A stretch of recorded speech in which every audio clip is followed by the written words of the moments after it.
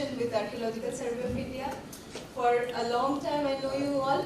So it's a privilege for me to talk to you about all these things, and we are talking about quite a dry subject. So please stop me whenever you feel that you are not understanding something, because this is not your daily archaeological database or something. It is related with database management system. Sometimes these are being taught in the, mostly these are being taught in the IT sector. So people may think that what's the point of giving these things, these lectures to you, okay? Because see, these archaeological database cannot be devoid of these concepts on which the entire database management system has been prepared. Database management system कुछ तो है जिसके ऊपर सारे लोगों ने different data बनाया हुआ है. तो पहला वाला डालो. हाँ. Go back. There's no harm in it.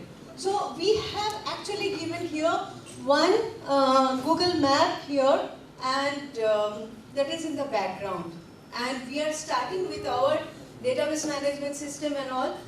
You are using Google Map frequently. ACs are telling you that वो तो साइट मैप बना दो, और उसका जो है प्रपोजल, एक्सकेवेशन प्रपोजल भेज रहे हो, गूगल मैप भेजो.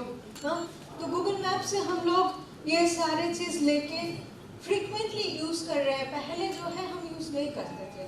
आर्कियोलॉजिकल सर्वे ऑफ इंडिया की सर्वेस जाता था और इन लोग सर्वे करते थे, कॉन्टूर मैप बनाते थे, ये सब बन के फिर एक्सकेवेशन प्रपोजल के साथ जाता था. बड़ा कॉम्प्लिकेटेड प्रोसेस था. आजकल क्या हो रहा है, approximately you know, you have taken GPS and you have documented the latitude longitude and you have even toured the area of entire site. वो पूरी साइट ट्रेस कर रहा है, आपकी जीपीएस मैप भी बना दे रहा है. ठीक है, बना रहा है. एंड वही मैप को you can convert it also as a map in GPS itself, or you can use this data, incorporate it in your Google Map also, and you can create a fresh map out of it, isn't it? किसने किसने किया? कितने लोगों ने किया है? GPS से mapping किसने लोगों ने किया है? सारे लोग आर्कियोलॉजिस्ट हैं? मैंने करवाया, किया नहीं. किया है जीपीएस से, वो तो ऐसे नहीं किया है. और कोई भाई ऐसे तो सीनियर ऑफिसर है तो करेंगे, उनका इतने दिन का एक्सपीरियंस है. और किसने किया है? आसान है, बहुत ज़्यादा कुछ मतलब प्रॉब्लमेटिक नहीं है. जीपीएस तो आजकल सब लोग यूज़ कर रहे हो भाई. कहीं पे भी जाना है, अरे जीपीएस में लगा जगह का, ठीक है, that is mobile GPS. Anyway, यहाँ पे अपरेंटली हम लोग एंड यूजर हैं. व्हेन गूगल मैप यूज कर रहे हैं हम लोग एंड यूजर हैं. लेकिन जब जीपीएस को लेके आप डॉक्यूमेंट कर रहे हो, आप एंड यूजर अकेले नहीं हो, you are creating database also.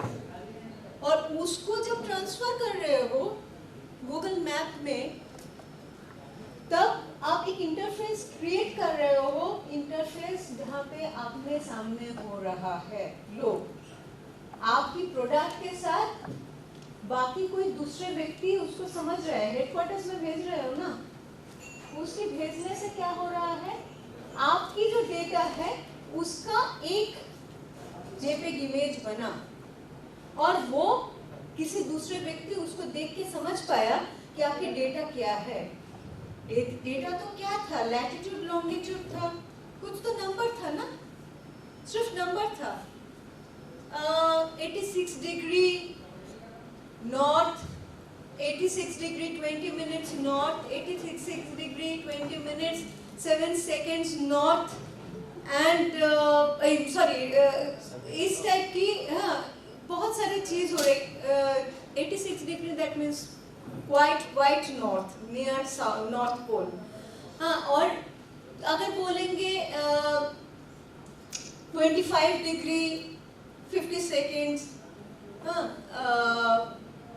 North, तो करीब करीब हम लोगों के आसपास इंडिया के अंदर. एनीवे, दीज आर ऑल हमें जिससे मतलब है वो क्या है, ये सारे जो है नंबर्स है। लेकिन नंबर से क्या बन रहा है, अल्टीमेटली नंबर से क्या बन रहा है, क्या बन रहा है अल्टीमेटली, क्या दिख रहा है उसके पीछे, उसके पीछे क्या दिख रहा है, ये जो लिखा हुआ है उसके पीछे क्या दिख रहा है, मैप दिख रहा है, एक फोटोग्राफ दिख रहा है, इमेज दिख रहा है। तो that is also a database system. Next please. That is also a database system, a very complicated database system that you are creating out of variables, various parameters. That's what Dr. Milan Chawla was talking about. We are increasing the parameters. You are not only the end user, you are not at the other part of the television.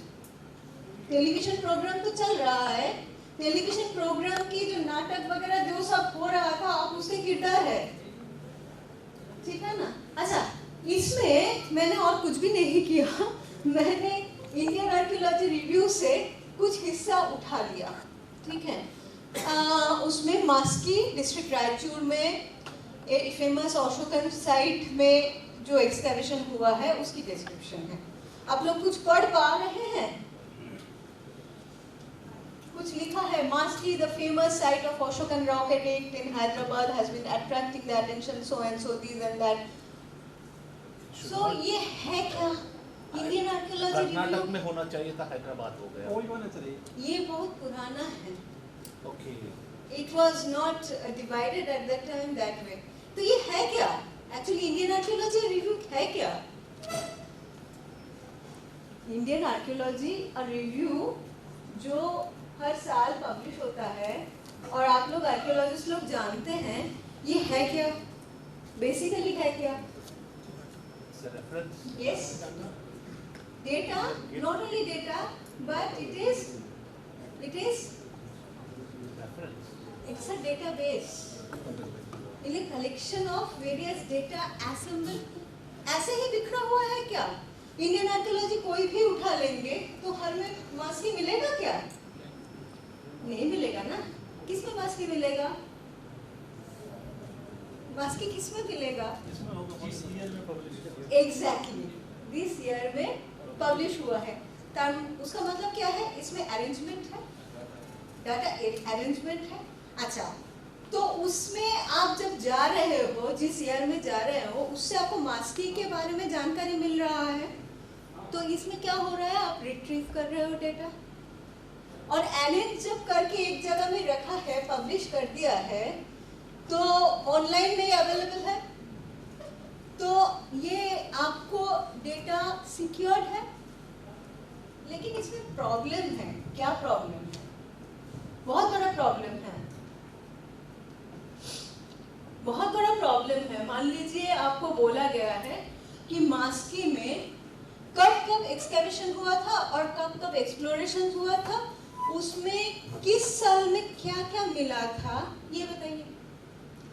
तो आपकी ये जो database है Indian archaeology review, आपसे ये मिल सकता है क्या? मिलने के लिए क्या करना पड़ेगा? आपको मिलने के लिए क्या करना पड़ेगा? सबको पढ़ना पड़ेगा, सबको पढ़ना पड़ेगा, सबको पढ़ने के बाद कलेक्ट करना पड़ेगा। लेकिन आप गूगल सर्च में जाते हो ना, उसमें मास्की टाइप करते हो, ठीक है।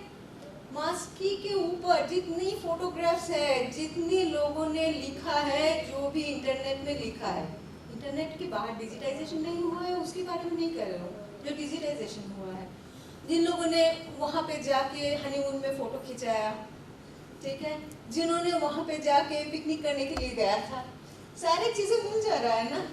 वहाँ पे मास्की रेलवे स्टेशन से कितना दूर है वो भी मैप मिल जा रहा है। तो उसमें क्या हुआ है और इंडियन आर्कियोलॉजी रिव्यू में क्या हुआ है, क्या प्रॉब्लम है दोनों में?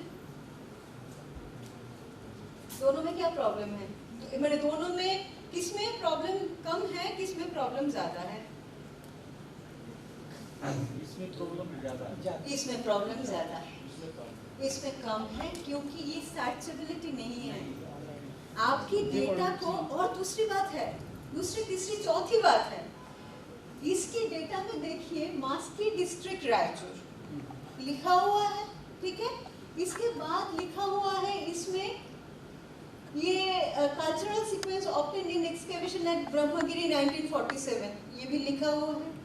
ये फ्रैक्शनल बैरियर्स है, ठीक है, आयरन मेगालिथिक कल्चर है, लेकिन ये सब डिफरेंट चीजें मार्स की एक भौगोलिक क्षेत्र का नाम है, ठीक है। उसके साथ हिस्टोरिकल डेटा भी दिया जा रहा है, लेकिन वो मिला हुआ है, दोनों चीजें मिला हुआ है। ऐसे मिला हुआ है, उसको सेपरेट कैसे मिला हुआ है, लैंग्वेज में मिला हुआ है, लैंग्वेज उसको जोड़ा है ना। तो उसके वजह से क्या हुआ है, उसको डिस्टिंग्विश नहीं कर पा रहे अलग से, ठीक है। आपको खुद को पढ़ना पड़ रहा है, समझना पड़ रहा है, लेकिन अगर उसको जो है बंदूक लगा के कराते हैं, गूगल जो है हजारों उनके स्टेफर्स जो है बंदूक लगा के हजारों पैरामीटर्स को कलेक्ट कर रहे हैं। हमारे 21 पैरामीटर्स है एंटिटी को ये करने के लिए, वही पूरा नहीं कर पाते हम लोग। एनीवे, फिर भी ये नेशनल मिशन की जो वेबसाइट है, इसमें दो चीज़ें, इसको हाइड करो भाई, नीचे जो है हाइड करो उसको, नीचे जो आ रहा है इसमें, हाँ इसमें देखो दो चीज़ है, search antiquities, search built heritage. हाँ, तो आप बिल्ट हेरिटेज सर्च कर सकते हो, एंटिक्विटीज सर्च कर सकते हो। Next please. इसमें आपका सर्च ऑप्शंस दिया हुआ है, स्टेट, ऑब्जेक्ट्स, म्यूजियम्स, ठीक है।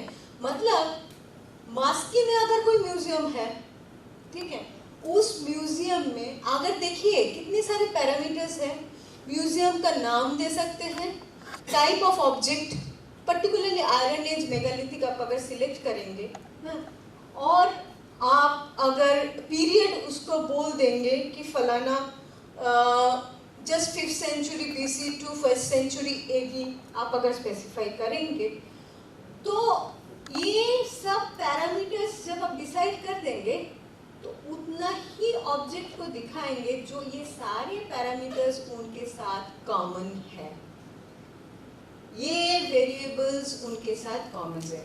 इनका वेरिएबल्स क्यों है? Any idea?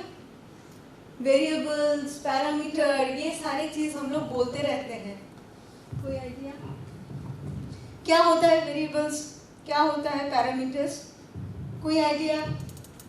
Anybody from science background, statistics, anything? क्या है वेरिएबल्स एंड पैरामीटर्स? बोलिए, शूट इट। गलती होने से कोई नहीं होता है। रामनिवास, सारे हमारे बहुत अकॉम्प्लिश्ड कॉलीग्स हैं यहाँ पे, बताइए क्या है? वेरिएबल्स तो कुछ नहीं है भाई, जिसका क्या मान जो है बदलता रहता है ना।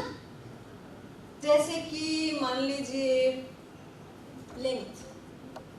लेंथ जो है मेरा 5 फीट 2 इंच है, मिलन का कुछ और है 5 फीट 10, कितना है 5-7, मनीष का कुछ और ज्यादा है, प्रशांत का कुछ और ज्यादा है ना? तो और किसी का कम भी है, हमसे भी कम है लोग। तो लेंथ जो है वो उसका बदल रहा है ना, उसका बदल रहा है, it is a variable.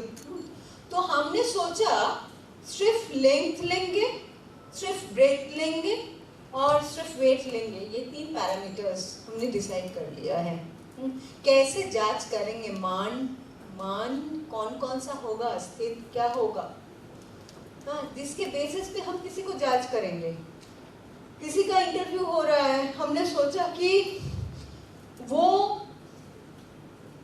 Written test में कितना स्कोर किया है, ठीक है, रिटन टेस्ट की स्कोर जो है उसका एक पैरामीटर होगा।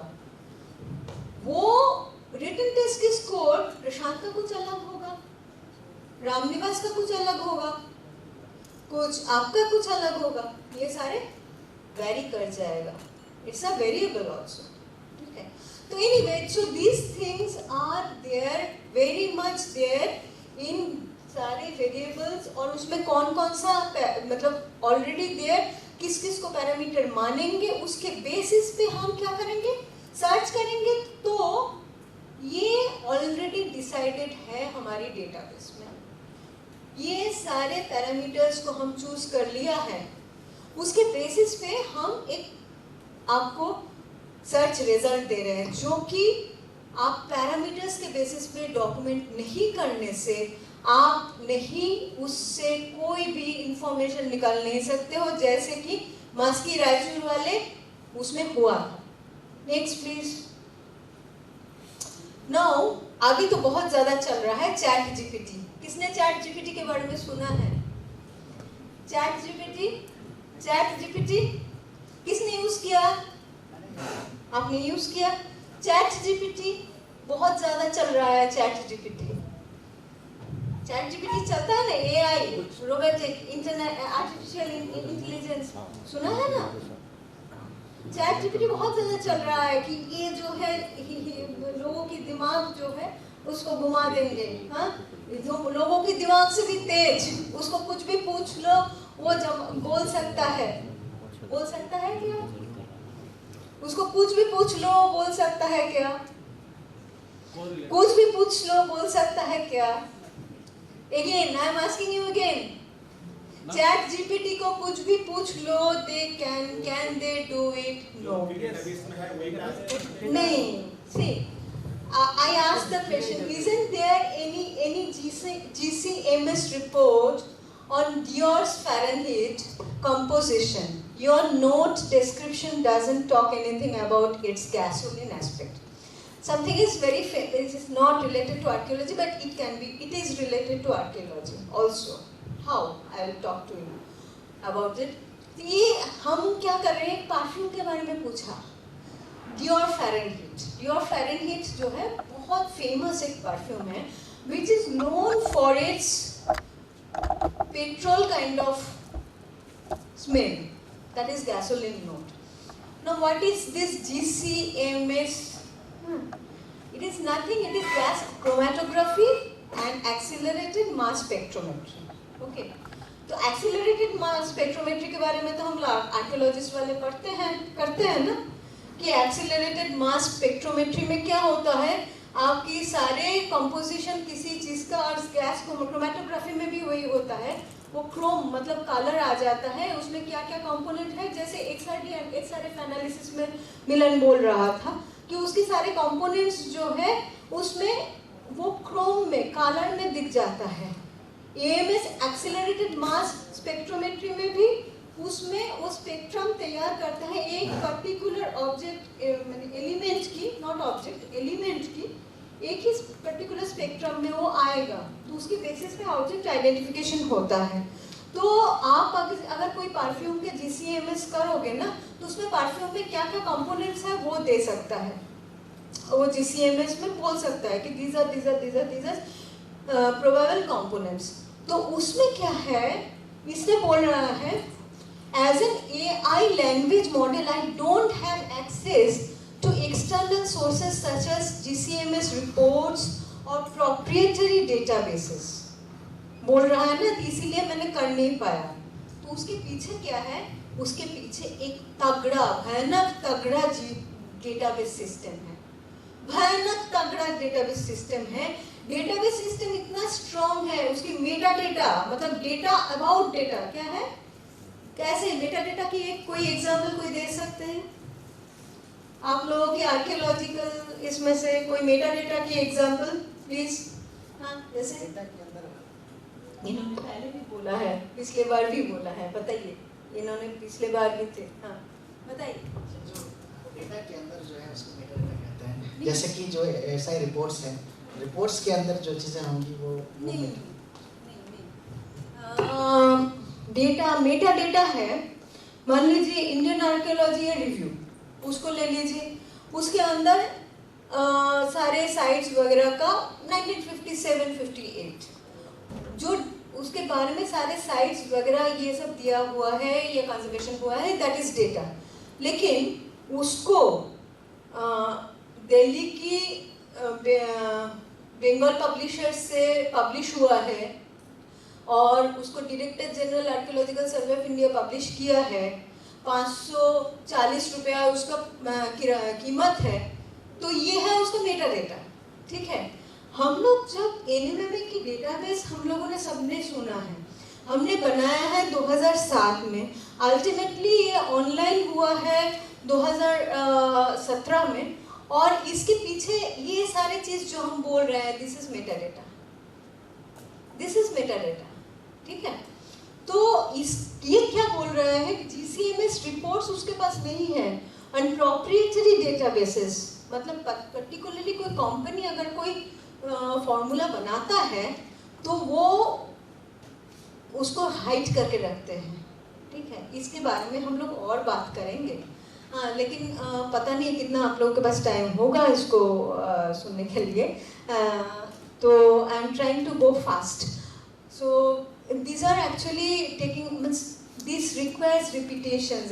We are repeating because I am repeating some of these things I have already talked in Aurangabad, but I took all of the few things from there also, and again I incorporated all these things so that it is getting repeated, so that it is inbuilt in you, that your archaeological database is not devoid of any of these characteristics, unless and until you pay attention to its core elements. You will not be able to improve it, because it is not Madhulika Samanta only who is in charge of NMMA. Someday you will be a director NMMA or someone who has to understand all these things to take these kind of projects, initiatives, because सारे दुनिया में database बन रहा है, तगड़ा database बन रहा है, गूगल बन चुका है, सारी चीज़ें, इसके पीछे बहुत सारी मेहनत लगता है, जिसकी बेसिक्स जो एक जो प्लेटफॉर्म्स जो है, if you people do not understand, then कौन आगे उसको लेके जाएगा। तो नेक्स्ट प्लीज, यही है यूनिफॉर्म डेटाबेस। एक डेटाबेस है, आप लोगों के पास है, सभी के पास, आप लोगों ने एंटिक्विटी रजिस्टर लिख दिया है, लेकिन आपके पास इंडियन आर्कियोलॉजी रिव्यू भी है, आपके पास पुरातत्व भी है, लेकिन कोई यूनिफॉर्मिटी नहीं है जिसमें से आप डेटा रिट्रीव कर सकते हो। डेटाबेस का पहला शर्त है कि आप स्टोर कर सकते हो स्ट्रक्चर वे में, आप रिट्रीव कर सकते हो उसमें से डेटा सिक्योर्ड हो, और इसमें ऑफ कोर्स ये एनएमएमए के ऑब्जेक्टिव्स वगैरह है, promote awareness, sensitise people, etcetera etcetera. Next please, ये बहुत इम्पोर्टेंट है, जिसके बारे में कौन करेगा ये सारी चीजें, जो डॉक्यूमेंटेशन रिसोर्स सेंटर बनेगा उन लोग करेंगे, आप लोग करेंगे। हम बार बार ये बात बोल रहे हैं कि this is not only for ASI, this is basically from out for other agencies, organisations, क्योंकि एक एस्टिमेटेड जो कैलकुलेशन है इंडिया की कितनी सारे एंटिक्विटीज है, different organisations, different institutions, NGOs, local body के पास टोटल 58 लाख हम लोगों ने कैलकुलेट करके किसी टाइम पे किए थे, और पार्लियामेंट वगैरह में सब जगह में बोलते भी हैं। इसमें सिर्फ 9-9.5 लाख एंटिक्विटी है एएसआई के पास है, और भी 2 लाख बढ़ा देंगे, ठीक है, 12 लाख हो जाएगा। हाँ, तो भी बाकी सारे एंटिक्विटी किसके पास है? 58 लाख से 12 लाख अगर एएसआई के पास है, बाकी ये सब स्टेट और यूनिवर्सिटीज इन लोगों के पास है। तो इन लोग अगर नहीं जोड़ेंगे तो एक नेशनल डेटाबेस नहीं बन सकता है, जो कि बार बार मैं रिपीट करती हूँ। आगे हम लोग वो वाले स्लाइड में आएंगे बाद में, लेकिन क्योंकि लोग पूछते हैं जब आपके डिफरेंट सर्कल्स और ब्रांचेस से लोग डेटा डॉक्यूमेंटेशन करते हैं, उनको मालूम नहीं है एक्चुअली प्रोसेस क्या होता है। एनएमएमए में डॉक्यूमेंट करके भेज रहे हैं, इसमें वापस हो रहा है। एक्चुअली 3 लेवल में स्क्रूटिनी होती है। एक तो ऑपरेटर लेवल जो डेटा डॉक्यूमेंट करता है, उसके बाद चला जाता है सुपरवाइजर लेवल जो डेटा को चेक करता है। हाँ, उसके बाद जो है एसए के लेवल से वो डेटा फॉरवर्ड होता है उसमें आरडी भी जुड़े हुए हैं, ठीक है, रीजनल डायरेक्टर भी जुड़े हुए हैं। तो ये एएसआई की इन हाउस आर्टिफैक्ट्स के बारे में हो रहा है। आउटसाइड में भी वही होता है, ऑपरेटर डॉक्यूमेंट करता है, सुपरवाइजर के पास आता है, सुपरवाइजर देख के भेजता है एनएमएमए को, एनएमएमए की एडमिन लेवल पे वो चेक होके सुपर एडमिन लेवल पे वो फिर पब्लिश होता है। क्यों पब्लिश होता है सुपर एडमिन लेवल में, जो कि डायरेक्टोरियल लेवल है। ये तो मैंने हर बार क्वेश्चन करती हूँ, सुपर एडमिन लेवल से क्यों पब्लिश होता है, एडमिन लेवल से क्यों नहीं पब्लिश हो जाता है, फालतू इतना सारा लेवल क्यों किया है, बार बार तो एक तो चेक हो रहा है डेटा में कोई गलती है कि नहीं। किसी भी लेवल में दूसरे लेवल पे वापस करने का अधिकार है कि अभी हम लोगों ने उसको इंश्योर किया है कि वापस करो। डेटा भद्दा पब्लिश होने से अच्छा है डेटा करेक्टेड, कुछ भी पब्लिश हो, करेक्ट डेटा पब्लिश हो। अच्छा क्यों वो सुपर एडमिन लेवल पे पब्लिश क्यों होता है, वो जो कि डायरेक्टर के पास है, कोई अंदाज? क्या क्रॉस वेरिफिकेशन। मैम मैं कहना चाहूँगा ये जो डेटा बेस हम बना रहे हैं, ये डेटा बेस दो चीज़ इंश्योर करता है मैम। एक तो हमारा एएसआई का जो नाम है वो वैसे ही प्राउडली लिया जाता है। ASI means authenticity and integrity.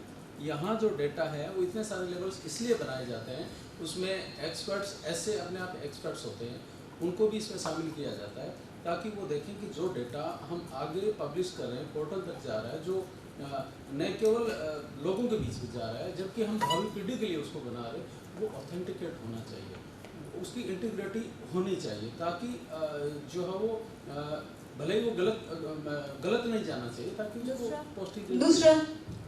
दूसरा मैम मैं ये कहना चाहूँगा कि यदि हम एएसआई के बिहार पे ये काम कर रहे हैं, ठीक है, इतना बड़ा हमारा ऑर्गेनाइजेशन है, इतना पुराना ऑर्गेनाइजेशन है, और हम यहाँ पे गलती करें तो नहीं। दूसरा क्या वजह है कि वो सिर्फ सुपर एडमिन लेवल से पब्लिश होता है, जो डायरेक्टर लेवल है। ये मैं सिर्फ एंटीक्विटी के बारे में बोल रही हूँ, सिर्फ एंटीक्विटी के बारे में बोल रही हूँ। इसमें आप लोगों को सभी को मालूम होना चाहिए, सारे लोग आर्कियोलॉजिस्ट हैं, मालूम है आप लोगों को, एक्चुअली मालूम है। बताइए कोई एंटिटी जो डिसाइड होती है वो डीजी के पास? हाँ, डीजी के पास पावर है, और डीजी की पावर जो है डायरेक्टर लेवल तक ही दिया गया है, तो एंटिटी है कि नहीं। लेकिन ये बोलना बहुत मुश्किल है, बहुत मुश्किल है फोटोग्राफ के बेसिस पे। कोई डायरेक्टर अगर बोल रहा है, एक्चुअली वो अपने सर पे बंदूक रख के ही बोल रहा है कि ये एंटिक्विटी है फोटोग्राफ देख के, और वो पब्लिश कर रहे हैं, ठीक है। बहुत बार ऐसा हुआ है कि एंटिक्विटी बोल दिया गया है, और हम लोगों ने पिछले साल जैसे आप लोगों को बता रहे थे कि 32,000 नॉन एंटिक्विटी को हम लोगों ने नॉन एंटिक्विटी क्यों बोल रहे हैं। देखिए एंटिक्विटी एक्ट में 1972 में अगर देखा जाए तो आप सेक्शन 2 ले लीजिए, ऐसा चीज कुछ भी नहीं है 100 साल अतीत हो गया है जिसका जो एंटिक्विटी नहीं है।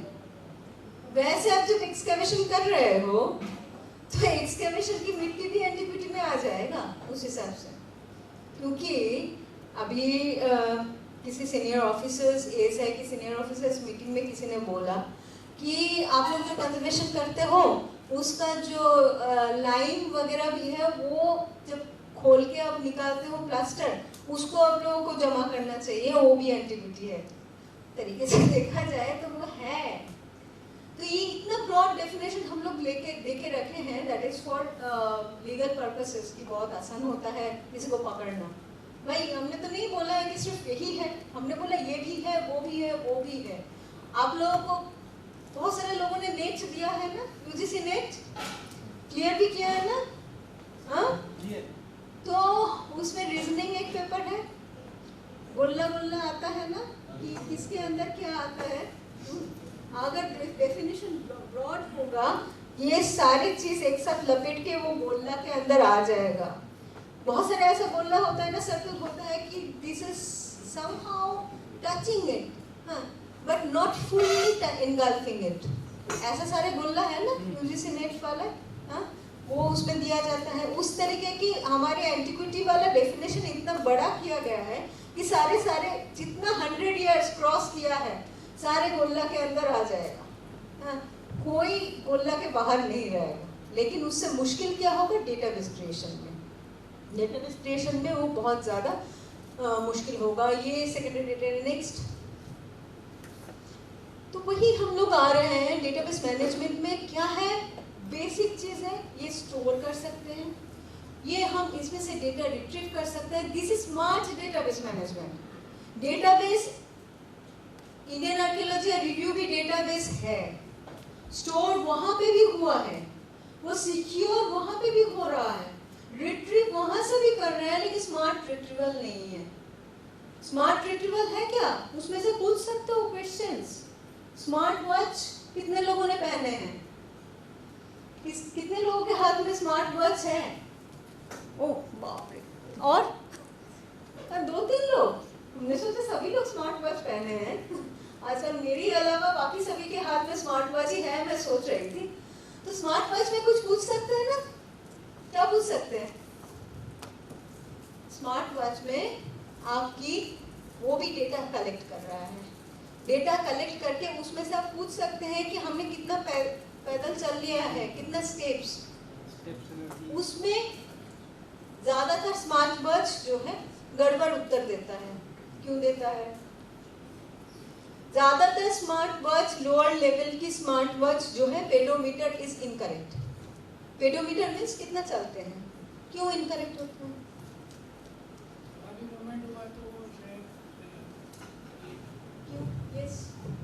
क्यों इनकरेक्ट उत्तर देता है? जो भी है हाँ, वो कैलकुलेट नहीं कर पा रहे हैं। उसका डेटा जो है, उसका जो इनपुट, हाँ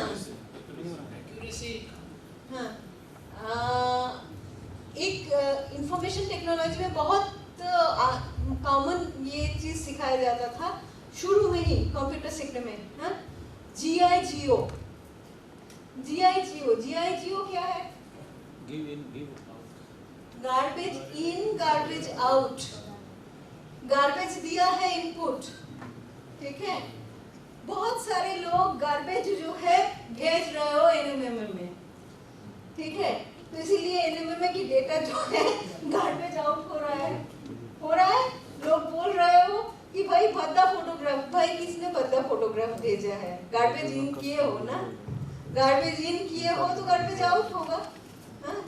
अगर फोटोग्राफ खराब भेज रहे हैं, हाँ, तो वो फोटोग्राफ तो हम चेंज कर ही नहीं सकते हैं। अच्छा, कॉन्करेंसी, बार बार हम बोल रहे हैं कॉन्करेंसी। एंड अनदर चीज जो है वो है रिडंडेंसी, जो हमने यहाँ पे बोला नहीं। Concurrency is you are able to access the same database। NMMA database और ये जो IAR Indian archaeology review online कर दिया गया है, ठीक है, या तो पब्लिश कर दिया गया है जब ऑनलाइन नहीं था। तो उसमें क्या हुआ है, आप कोलकाता में बैठ के इंडियन आर्कियोलॉजी रिव्यू पढ़ सकते हो? नहीं पढ़ सकते हो? आप हैदराबाद में पढ़ सकते हो?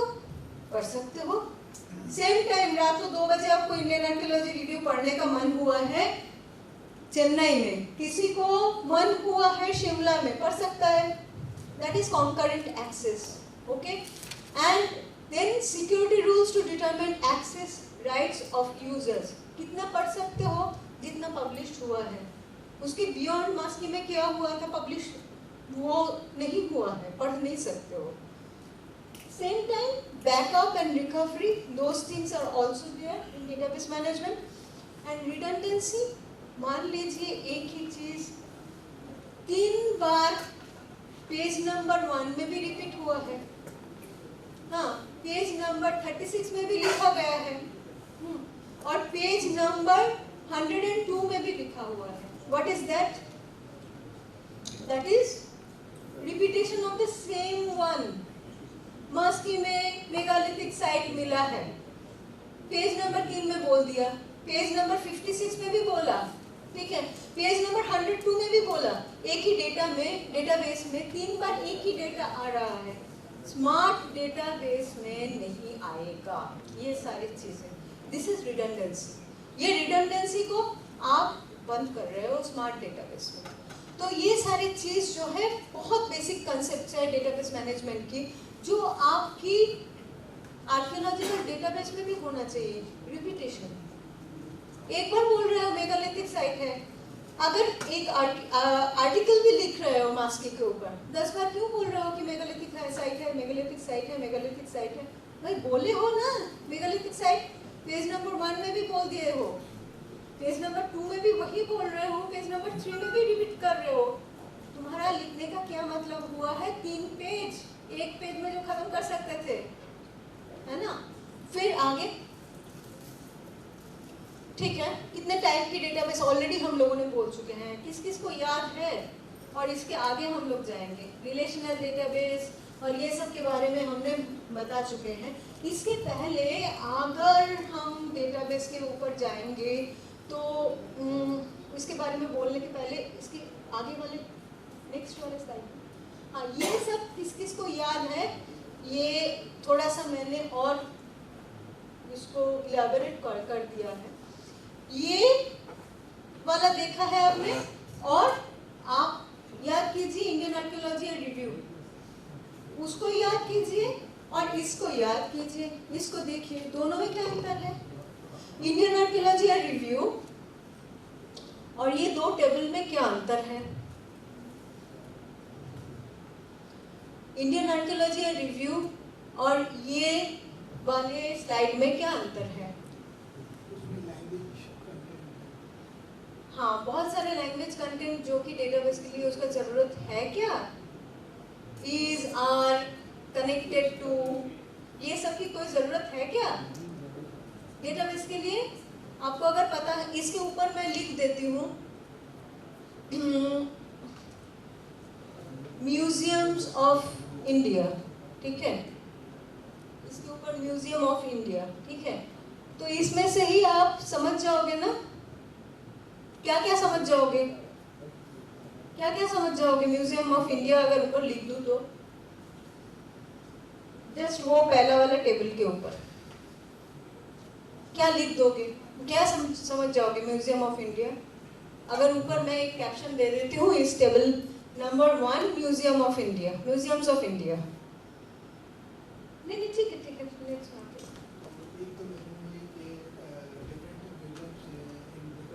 म्यूजियम में इंडिया में सबसे पहले तो हम देखेंगे कि 4 ही म्यूजियम है, ठीक है।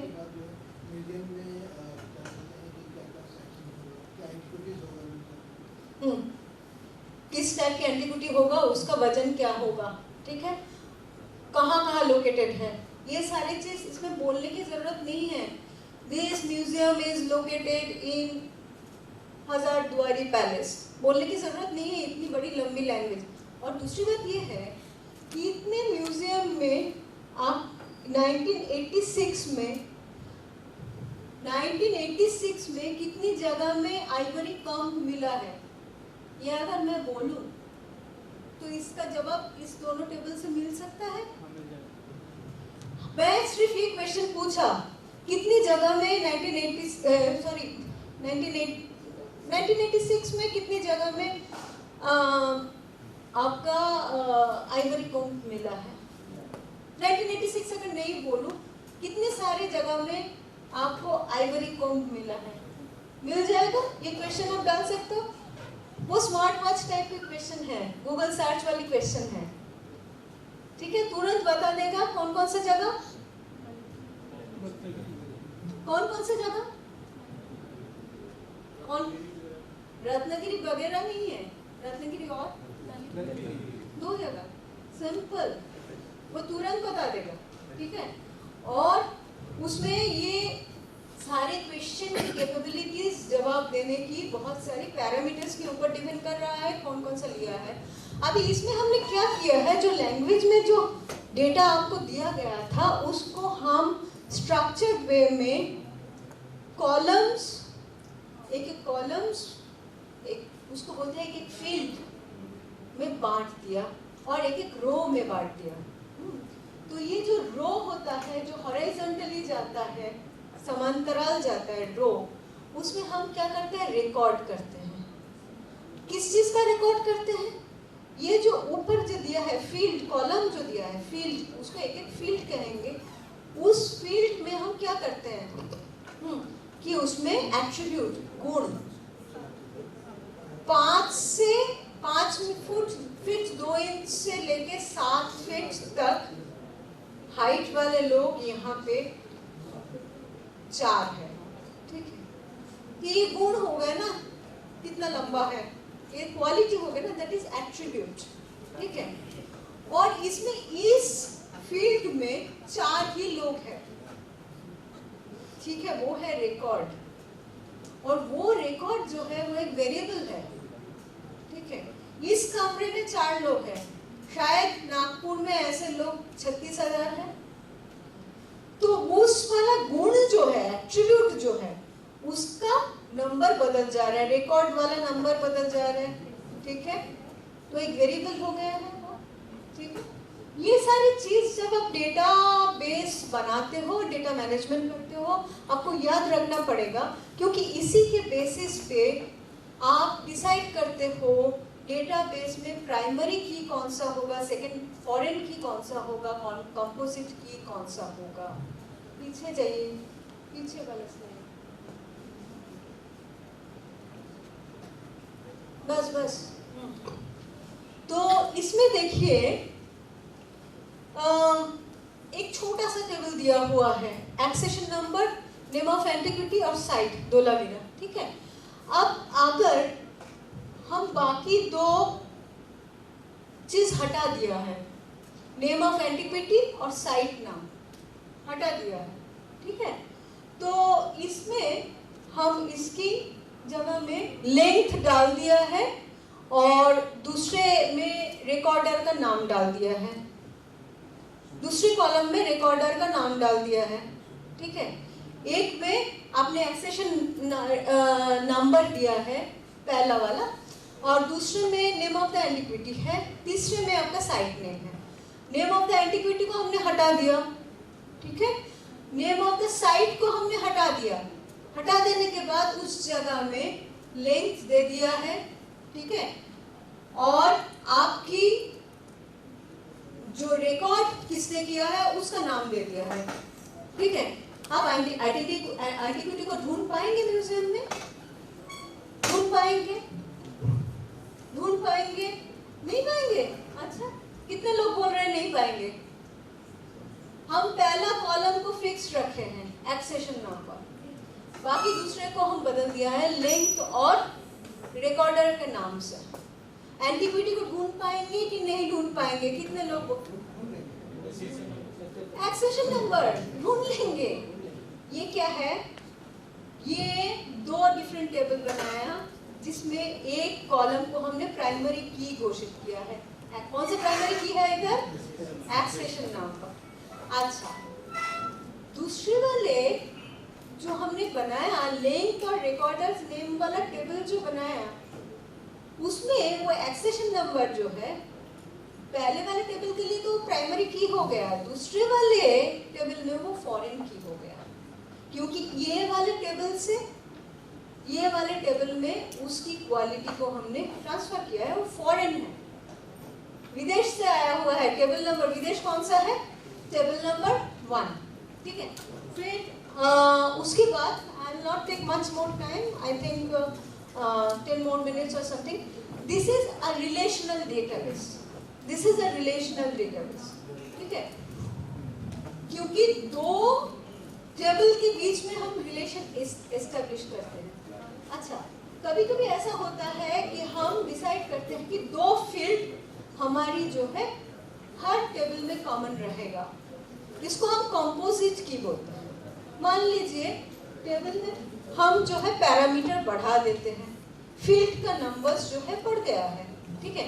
इसमें से 2 लेंथ और एक्सेशन नंबर दोनों को हम जो है प्राइमरी की के हिसाब से हर जगह में हम यूज करें, हर टेबल में, ठीक है। फॉरेन की हो जा रहा है नेक्स्ट लेवल में, लेकिन 2 है, ये कंपोजिट की हो गया। तो ये रिलेशनल डेटाबेस हम तैयार कर रहे हैं। और भी टाइप के डेटाबेस है, जैसे कि हायरार्किकल डेटाबेस, जहाँ पे एक ही पेरेंट है, एक बाप है, उनका 4 बच्चे हैं, लड़का 4 लड़की है, ठीक है। बाप तो हो गया आपका parent node. Archaeological survey of India के अंडर में 37-38 सर्कल्स हैं, ठीक है। इसके अलावा साइंस ब्रांच है।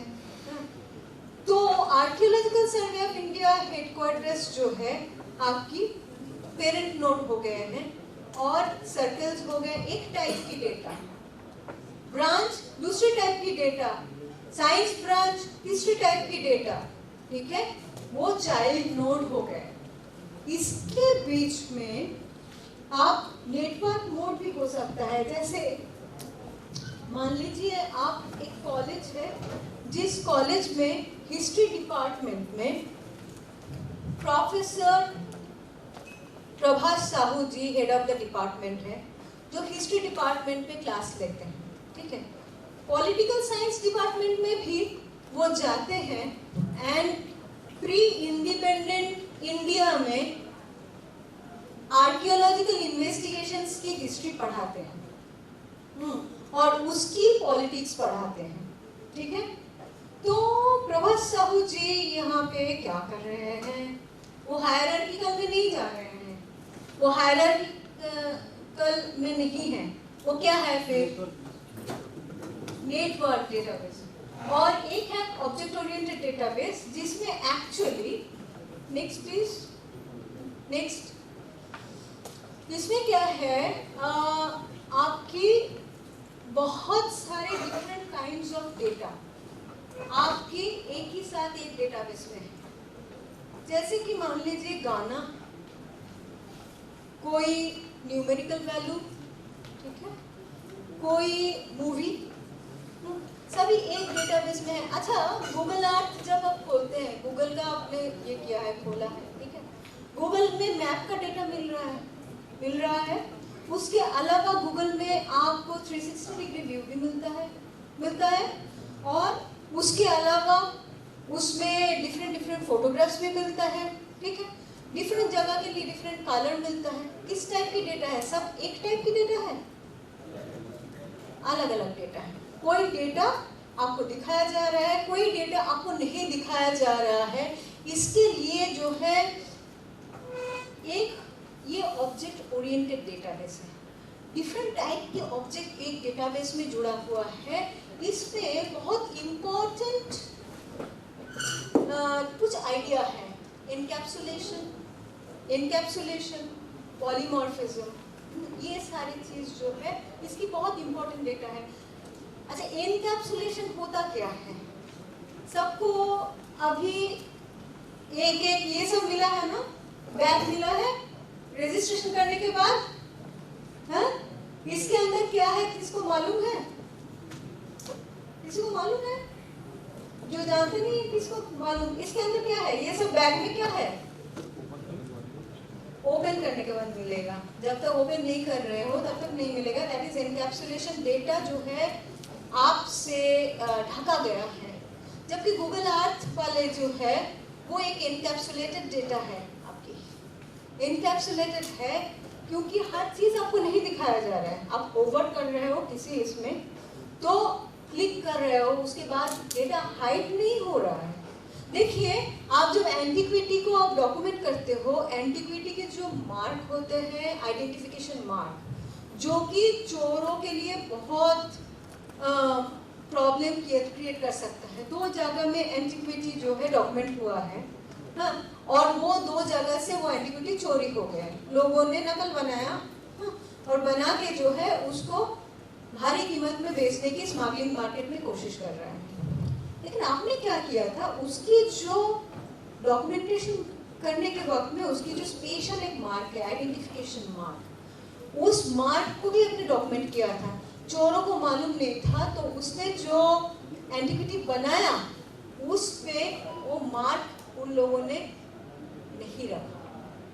तो आप एंटिक्विटी को, जाली एंटिक्विटी को आप आइडेंटिफाई कर सकते हैं कि नहीं कर सकते हैं? कर सकते हैं। तो इसके बेसिस पे, लेकिन ये चीज़ हम डेटाबेस में दिखाएंगे नहीं, इसको ढक के रखेंगे। लेकिन डेटाबेस एडमिनिस्ट्रेटर्स जो है उनके पास ये ओपन है, वो उनको देख सकते हैं। This is not actually hiding, this is encapsulation. And इसके अलावा पॉलीमॉर्फिज्म भी है। पॉलीमॉर्फिज्म के साथ एनकैप्सुलेशन रिलेटेड है बहुत। पॉलीमॉर्फिज्म मतलब ये जब आप गूगल आर्ट की एक पिक्सल को देख रहे हो, गूगल आर्ट की इमेज को, गूगल इमेज की एक पिक्सल को देख रहे हो, पिक्सल का सिर्फ कलर आपको नजर में आ रहा है, लेकिन पिक्सल का वो कहाँ पे लोकेटेड है, उसके अंदर ये डेटा है ना। वो उस कलर इसीलिए वो कैरी कर रहा है। हिमालय अंचल का जो कलर है गूगल इमेजेस में और समुंदर की कलर दोनों एक नहीं है, क्योंकि उसके अंदर डाटा भरा हुआ है। तुमको ब्लू दिखाना है भाई, क्योंकि तुम्हारी जो लैंडस्केप में जो तुम्हारी एलिवेशन है, तुम्हारी एलिवेशन यहाँ पे 0 है, इसीलिए तुमको ब्लू दिखाना है। और इसमें जो है इसकी एलिवेशन है 8000 मीटर, तो इसको जो है इस कलर में दिखाना है। ये इनकॉर्पोरेटेड है, ये पॉलीमॉर्फिज्म उसमें एक्चुअली जुड़ा हुआ है। एक ही चीज है पिक्सल, एक ही व्यक्ति है, किसी के अम्मा, किसी की बीबी, किसी की डॉटर। आदमी में व्यक्ति तो एक ही है, इंडिविजुअल है, एक ही पिक्सल है। ये पॉलीमॉर्फिज्म है। ये ऑब्जेक्ट ओरिएंटेड डेटाबेस के लिए बहुत ही इंपॉर्टेंट है और हमारे लिए भी है। बाकी सारी चीज़ के लिए मैं नहीं आ रही हूँ, फील्ड रिकॉर्ड वगैरह ये सब चीज़ बोला गया है। नेक्स्ट ये बोला गया है ऑलरेडी। OAPs क्या है, object oriented databases, hierarchical etcetera. Next please. ये बिल्ड हेरिटेज में कैसे करते हैं ये हम नहीं बताएंगे, इसमें ऑलरेडी आप नो। नेक्स्ट। अच्छा, इसमें जो है हम डॉक्यूमेंटेशन में बहुत ये करते हैं, गलतियां करते हैं कि एंटिक्विटी कौन सा एंटिक्विटी है, कौन सा एंटिक्विटी नहीं है, कौन सा VHS है, कौन सा VHS है। इसमें दोनों 100 ईयर्स ओल्ड। कौन सा VHS है? रामचंद्र लक्ष्मी नारायण। ये है नागालैंड की एक दुकान और ये कोई जयपुर उस साइड की है। ये भी शायद बहुत 100 ईयर्स ओल्ड है, बहुत 100 ईयर्स ओल्ड है। ठीक है, तो इसमें कौन सा VHS है, बिल्ड हेरिटेज एंड साइट्स है। उसी तरीके से आप लोगों को सोचना है एंटिक्विटी कौन सा है। ठीक है, 100 ईयर्स हो जाएगा तो हर चीज़ एंटिक्विटी के हिसाब से आप दर्ज नहीं कर सकते हो। तो उस हिसाब से लाइम प्लास्टर वगैरह भी आप तो एंटिक्विटी में डाल दोगे। हाँ, उस हिसाब से तो हज़ारों चीज़ जो है डेट बाय पॉटरी आप एंटिक्विटी में डाल दोगे। है क्या? नहीं है। इसीलिए हम बोलने के लिए मजबूर है, क्योंकि ये हज़ारों तादाद में मिलता है, उसमें कोई स्पेशलिटी नहीं है। जिसमें राइट हैंड साइड वाले में this is unique in architecture, both of them are 100 years old, more than 100 years old. आगे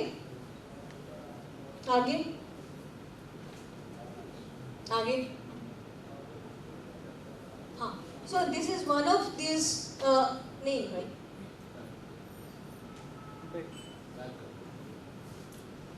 so यही है लास्ट। मैं और आगे नहीं बोलना चाहती हूँ। बेनिफिट क्या है, आप लोग सब लोग काफ़ी एडवांस इसमें हो, तो इसीलिए जो है हमें बोलने की ज़रूरत नहीं है।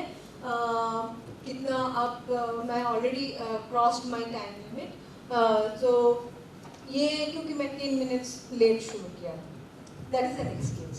हाँ, तो आप लोगों को इतना बोर करने के लिए मैं 10 मिनट्स ज़्यादा लिया। आप लोगों को ये बोलना है भाई, ये जो है visibility of area from different elevation points of a particular district Mehsana, ये किस टाइप के डेटाबेस में जाएगा?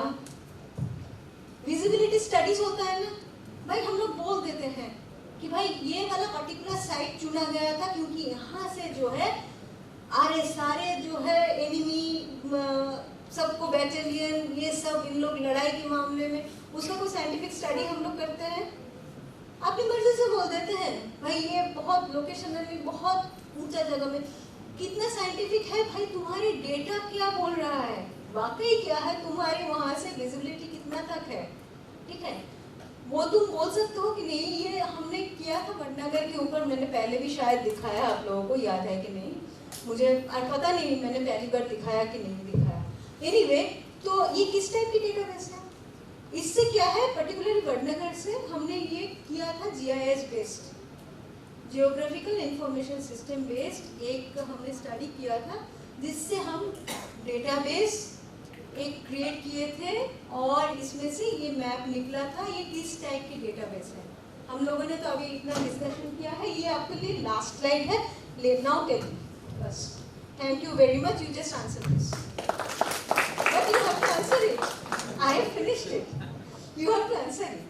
किस टाइप की डेटाबेस है, किस टाइप की डेटाबेस है? 4 टाइप की डेटाबेस हमने बोला है। डेटाबेस वैसे बहुत टाइप के होते हैं, किस टाइप की डेटाबेस है ये?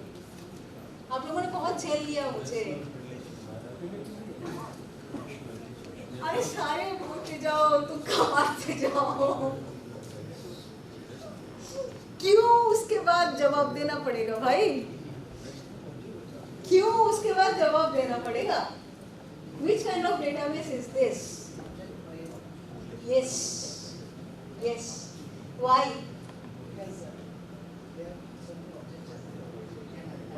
What objects are there? Yes. Different parameter, different kinds of parameters तो बहुत सारे लेवल में होगा, different parameters होगा, लेकिन different kinds, ठीक है? वो एक पिक्सल भी है उसमें, उसका कलर भी है, उसी पिक्सल का एक वैल्यू है अपना, फिर उसका एक एलिवेशनल वैल्यू भी है। तो यही था मेरा विनम्र निवेदन आप लोगों के सामने, ठीक है? बहुत बोर कर लिया, थैंक यू वेरी मच।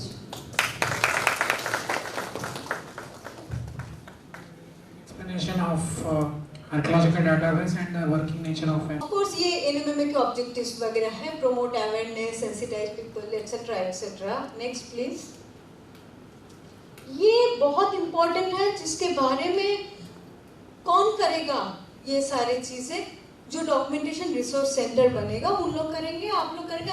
हम बार बार ये बात बोल रहे हैं कि this is not only for ASI, this is basically from out for other agencies organisations, क्योंकि एक एस्टिमेटेड जो कैलकुलेशन है इंडिया की कितनी सारे एंटिविटीज है, different organisations, different institutions, NGOs, local body के पास टोटल 58 लाख हम लोगों ने कैलकुलेट करके किसी टाइम पे किए थे, और पार्लियामेंट वगैरह में सब जगह में बोलते भी हैं। इसमें सिर्फ 9-9.5 लाख एंटिविटी है ASI के पास है, और भी 2 लाख बढ़ा देंगे, ठीक है, 12 लाख हो जाएगा। हाँ, तो भी बाकी सारे एंटिविटी किसके पास है? 58 लाख से 12 लाख अगर ASI के पास है, बाकी ये सब स्टेट और यूनिवर्सिटीज इन लोगों के पास है। तो इन लोग अगर नहीं जोड़ेंगे तो एक नेशनल डेटाबेस नहीं बन सकता है, जो कि बार बार मैं रिपीट करती हूँ। आगे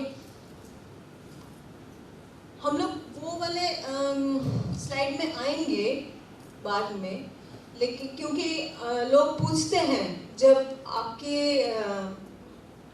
डिफरेंट सर्कल्स और ब्रांचेस से लोग डेटा डॉक्यूमेंटेशन करते हैं, उनको मालूम नहीं है एक्चुअली प्रोसेस क्या होता है। NMMA में डॉक्यूमेंट करके भेज रहे हैं, इस मंथ वापस हो रहा है। एक्चुअली 3 लेवल में स्क्रूटिनी होती है।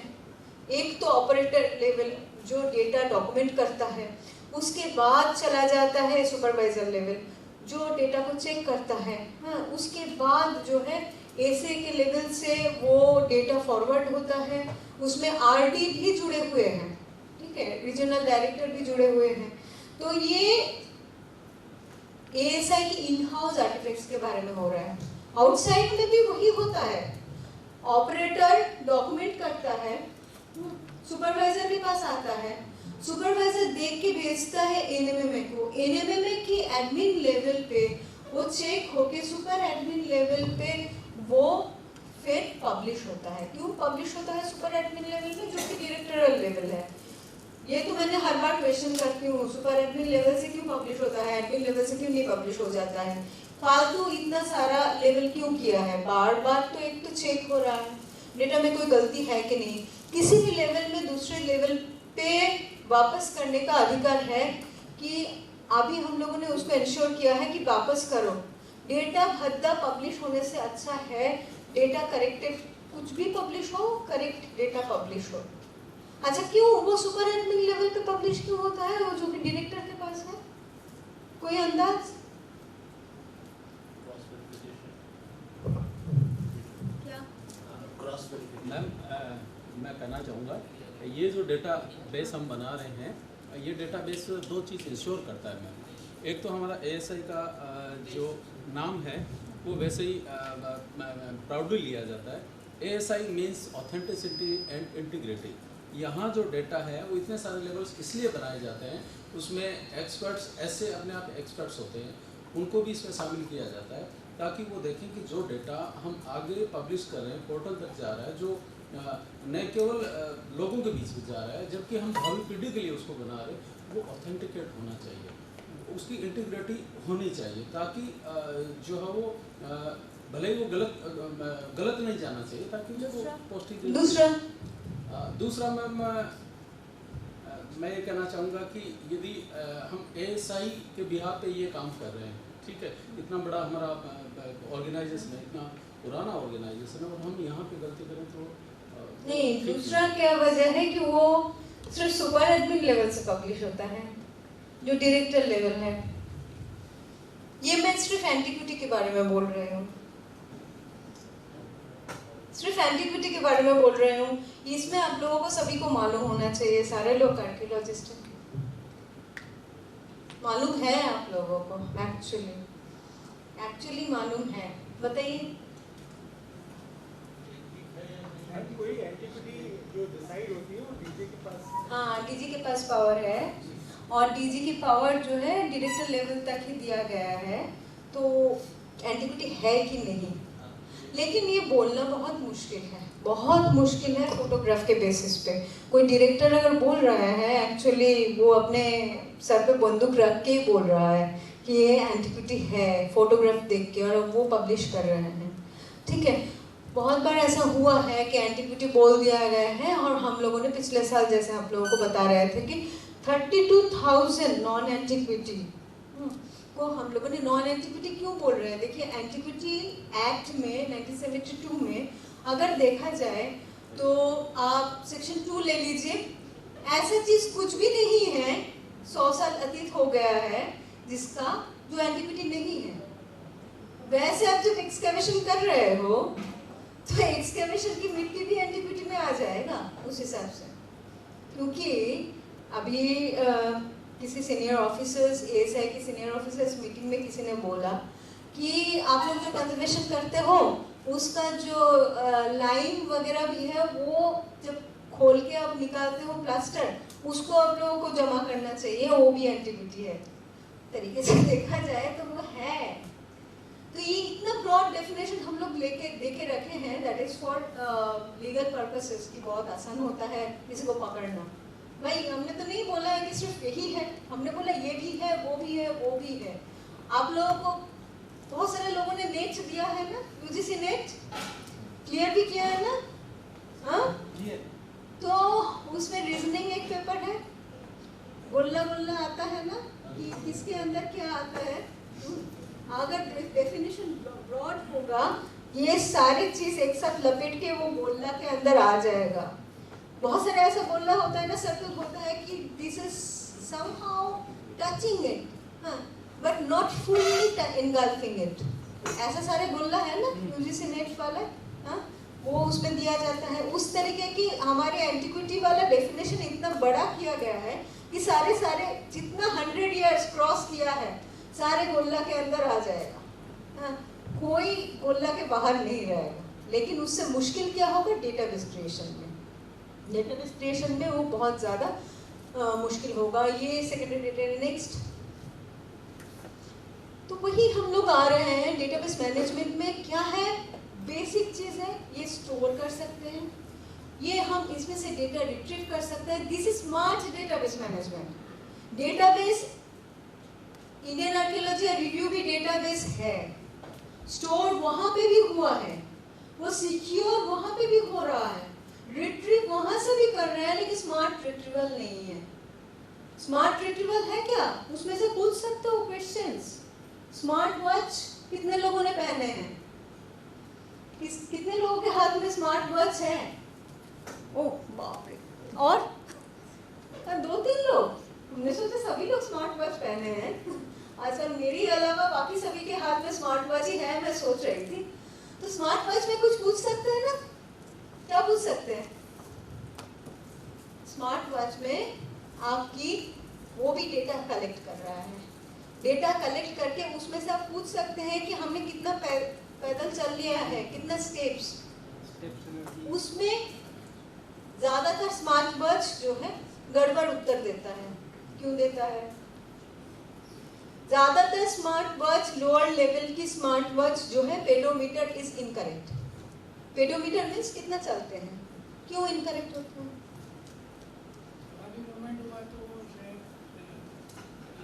क्यों? यस, क्यों इनकरेक्ट उत्तर देता है?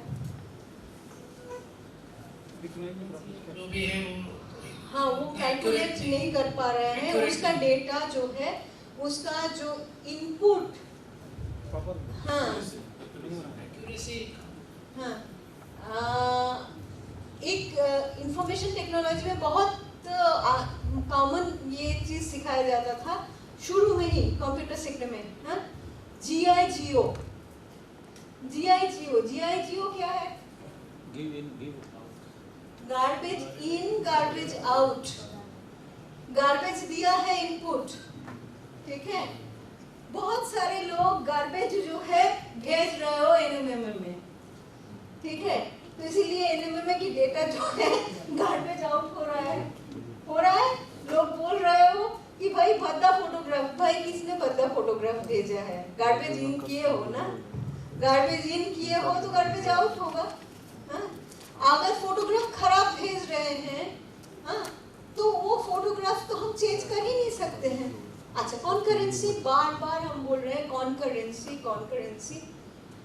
एंड अनदर चीज जो है वो है रिडंडेंसी, जो हमने यहाँ पे बोला नहीं। Concurrency is you are able to access the same database. NMMA database और ये जो IAR, Indian archaeology review, online कर दिया गया है, ठीक है, या तो पब्लिश कर दिया गया है जब ऑनलाइन नहीं था। तो उसमें क्या हुआ है, आप कोलकाता में बैठ के इंडियन आर्कियोलॉजी रिव्यू पढ़ सकते हो? नहीं पढ़ सकते हो? आप हैदराबाद में पढ़ सकते हो? पढ़ सकते हो। सेम टाइम रात को 2 बजे आपको इंडियन आर्कियोलॉजी रिव्यू पढ़ने का मन हुआ है चेन्नई में, किसी को मन हुआ है शिमला में, पढ़ सकता है। That is concurrent access, okay. And then security rules to determine access rights of users. कितना पढ़ सकते हो? जितना पब्लिश हुआ है। उसके बियॉन्ड मास्की में क्या हुआ था, पब्लिश वो नहीं हुआ है, पढ़ नहीं सकते हो। Same time, backup and recovery, those things are also there in database management. And redundancy, मान लीजिए एक ही चीज 3 बार पेज नंबर 1 में भी रिपीट हुआ है, हाँ, पेज नंबर 36 में भी लिखा गया है, और पेज नंबर 102 में भी लिखा हुआ है। What is that? That is repetition of the same one. Maski में मेगालिथिक साइट मिला है, पेज नंबर 3 में बोल दिया, पेज नंबर 56 में भी बोला, ठीक है, पेज नंबर 102 में भी बोला। एक ही डेटा में, डेटाबेस में 3 बार एक ही डेटा आ रहा है। स्मार्ट डेटाबेस में नहीं आएगा ये सारी चीजें। This is redundancy. ये रिडंडेंसी को आप बंद कर रहे हो स्मार्ट डेटाबेस में। तो ये सारी चीज जो है बहुत बेसिक कंसेप्ट है डेटाबेस मैनेजमेंट की, जो आपकी आर्कियोलॉजिकल डेटाबेस में भी होना चाहिए। रिपीटेशन, एक बार बोल रहे हो मेगालिथिक साइट है, अगर एक आर्टिकल भी लिख रहे हो मास्की के ऊपर, 10 बार क्यों बोल रहे हो कि मेगालिथिक साइट है, मेगालिथिक साइट है, मेगालिथिक साइट है? भाई बोले हो ना मेगालिथिक साइट, पेज नंबर 1 में भी बोल दिए हो, पेज नंबर 2 में भी वही बोल रहे हो, पेज नंबर 3 में भी रिपीट कर रहे हो। तुम्हारा लिखने का क्या मतलब हुआ है? 3 पेज, एक पेज में जो खत्म कर सकते थे, है ना। फिर आगे ठीक है, कितने टाइप के डेटाबेस ऑलरेडी हम लोगों ने बोल चुके हैं, किस किस को याद है, और इसके आगे हम लोग जाएंगे रिलेशनल डेटाबेस और ये सब के बारे में हमने बता चुके हैं। इसके पहले अगर हम डेटाबेस के ऊपर जाएंगे तो इसके बारे में बोलने के पहले इसके आगे वाले नेक्स्ट वाले स्लाइड, हाँ ये सब किस किस को याद है, ये थोड़ा सा मैंने और इसको इलैबोरेट कर दिया है। ये वाला देखा है आपने, और आप याद कीजिए इंडियन आर्कियोलॉजी रिव्यू, उसको याद कीजिए और इसको याद कीजिए। इसको देखिए, दोनों में क्या अंतर है? इंडियन आर्कियोलॉजी रिव्यू और ये दो टेबल में क्या अंतर है?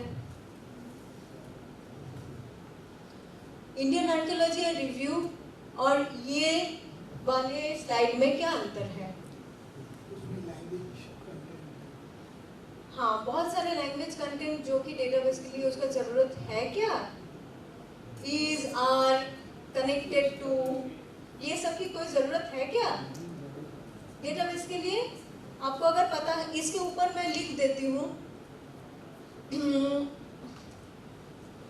म्यूजियम्स ऑफ इंडिया, ठीक है, इसके ऊपर म्यूजियम ऑफ इंडिया, ठीक है, तो इसमें से ही आप समझ जाओगे ना, क्या क्या समझ जाओगे, क्या क्या समझ जाओगे म्यूजियम ऑफ इंडिया अगर ऊपर लिख दूं तो? जस्ट वो पहला वाला टेबल के ऊपर क्या लिख दोगे, क्या समझ जाओगे म्यूजियम ऑफ इंडिया? अगर ऊपर मैं एक कैप्शन दे देती हूँ इस table number 1 museum of India, museums of India, नहीं ठीक है,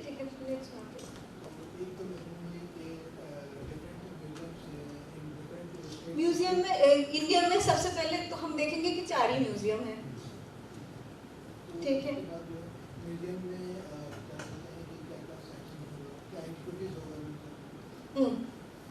किस टाइप की एंटिक्विटी होगा, उसका वजन क्या होगा, ठीक है, कहाँ कहाँ लोकेटेड है, ये सारी चीज इसमें बोलने की जरूरत नहीं है। This museum is located in Hazarduari palace, बोलने की जरूरत नहीं है, इतनी बड़ी लंबी लैंग्वेज। और दूसरी बात ये है कि इतने म्यूजियम में आप 1986 में कितनी जगह में आइवरी कॉम्ब मिला है, ये अगर मैं बोलूं तो इसका जवाब इस दोनों टेबल से मिल सकता है। मैं सिर्फ ये क्वेश्चन पूछा, कितनी जगह में 1986 में कितनी जगह में आपका आइवरी कॉम्ब मिला है? 1986 अगर नहीं बोलूं, कितने सारे जगह में आपको आइवरी कॉम्ब मिला है? मिल जाएगा, ये क्वेश्चन आप डाल सकते हो। वो स्मार्ट वॉच टाइप की क्वेश्चन है, गूगल सर्च वाली क्वेश्चन है, ठीक है, तुरंत बता देगा कौन कौन सा जगह, कौन कौन सा जगह, कौन, रत्नागिरी वगैरह नहीं है, रत्नागिरी और 2 जगह, सिंपल, वो तुरंत बता देगा, ठीक है। और उसमें ये सारे क्वेश्चन की कैपेबिलिटीज जवाब देने की बहुत सारी पैरामीटर्स के ऊपर डिपेंड कर रहा है कौन कौन सा लिया है। अभी इसमें हमने क्या किया है, जो लैंग्वेज में जो डेटा आपको दिया गया था उसको हम स्ट्रक्चर्ड वे में कॉलम्स, एक कॉलम्स, एक उसको बोलते हैं कि एक फील्ड में बांट दिया और एक रो में बांट दिया। तो ये जो रो होता है, जो हॉरिजॉन्टली जाता है, समांतराल जाता है रो, उसमें हम क्या करते हैं, रिकॉर्ड करते हैं। किस चीज का रिकॉर्ड करते हैं? ये जो ऊपर जो दिया है फील्ड, कॉलम जो दिया है फील्ड, उसको एक एक फील्ड कहेंगे। उस फील्ड में हम क्या करते हैं कि उसमें एट्रीब्यूट, गुण, 5 फीट 2 इंच से लेके 7 फीट तक हाइट वाले लोग यहाँ पे 4 है, ठीक है। ये गुण हो गए ना, कितना लंबा है, ये क्वालिटी हो गया ना, दैट इज एट्रीब्यूट, ठीक है। और इसमें इस फील्ड में 4 ही लोग हैं, ठीक है, वो है रिकॉर्ड। और वो रिकॉर्ड जो है वो एक वेरिएबल है, ठीक है। इस कमरे में 4 लोग हैं, शायद नागपुर में ऐसे लोग 36,000 हैं। तो उस वाला गुण जो है, एट्रीब्यूट जो है, उसका नंबर बदल जा रहा है, रिकॉर्ड वाला नंबर बदल जा रहा है, ठीक है। तो एक वेरिएबल हो गया है वो, ठीक है। ये सारी चीज जब आप डेटा बेस बनाते हो, डेटा मैनेजमेंट करते हो, आपको याद रखना पड़ेगा, क्योंकि इसी के बेसिस पे आप डिसाइड करते हो डेटाबेस में प्राइमरी की कौन सा होगा, सेकंड फॉरेन की कौन सा होगा, कंपोजिट की कौन सा होगा। पीछे जाइए, पीछे वाला स्लाइड, बस। तो इसमें देखिए एक छोटा सा टेबल दिया हुआ है, accession number, name of antiquity और साइट, दो लाविना, ठीक है। अब अगर हम बाकी 2 चीज हटा दिया है, नेम ऑफ एंटिक्विटी और साइट नाम हटा दिया है, ठीक है, तो इसमें हम इसकी जगह में लेंथ डाल दिया है और दूसरे में रिकॉर्डर का नाम डाल दिया है, दूसरी कॉलम में रिकॉर्डर का नाम डाल दिया है, ठीक है। एक में आपने एक्सेशन नंबर दिया है, पहला वाला, और दूसरे में नेम ऑफ द एंटिक्विटी है, तीसरे में आपका साइट नेम है। नेम ऑफ द एंटिक्विटी को हमने हटा दिया, ठीक है। नेम ऑफ द साइट को हमने हटा दिया, हटा देने के बाद उस जगह में लेंथ दे दिया है, ठीक है, और आपकी जो रिकॉर्ड किसने किया है उसका नाम दे दिया है, ठीक है। आप एंटिक्विटी को ढूंढ पाएंगे म्यूजियम में? ढूंढ पाएंगे? नहीं पाएंगे? अच्छा, कितने लोग बोल रहे हैं नहीं पाएंगे? हम पहला कॉलम को फिक्स रखे हैं, एक्सेशन नंबर, बाकी दूसरे को हम बदल दिया है लेंथ और रिकॉर्डर के नाम से। एंटिक्विटी को ढूंढ पाएंगे कि नहीं ढूंढ पाएंगे? कितने लोग एक्सेशन नंबर ढूंढ लेंगे। ये क्या है? ये 2 डिफरेंट टेबल बनाया जिसमें एक कॉलम को हमने प्राइमरी की घोषित किया है। कौन सा प्राइमरी की है इधर? Accession number.